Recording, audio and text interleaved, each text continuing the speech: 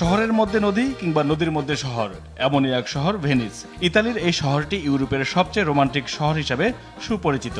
জলডাঙ্গার বৈচিত্র্যময় এই শহর দেখতে প্রতিদিন হাজারো পর্যটকের পদচারণা।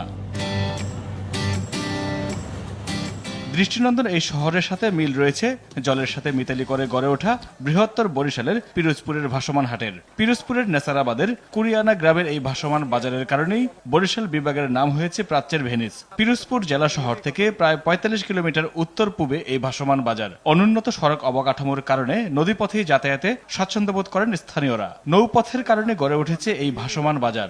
১০০ বছরের অধিক এই বাজারের বয়স।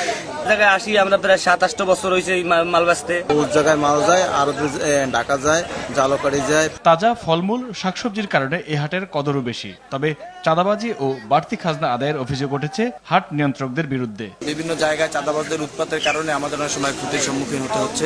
কারণটা আমরা খতিয়ে দেখেছি যে ৫ লাখ টাকার মধ্যে যদি এই ইজারা মূল্যটা থাকতো, ক্রেতা বিক্রেতা আসতো, তাহলে ক্রেতা বিক্রেতার উপর কোনো টর্চার হতো না, কৃষক সঠিক মূল্য পেত। এলাকার ঐতিহ্য টিকিয়ে রাখার প্রয়োজনে বার্ষিক খাজনা হ্রাস ও চাঁদাবাজি বন্ধে যথাযথ কর্তৃপক্ষের হস্তক্ষেপ দাবি করেছেন এলাকাবাসী।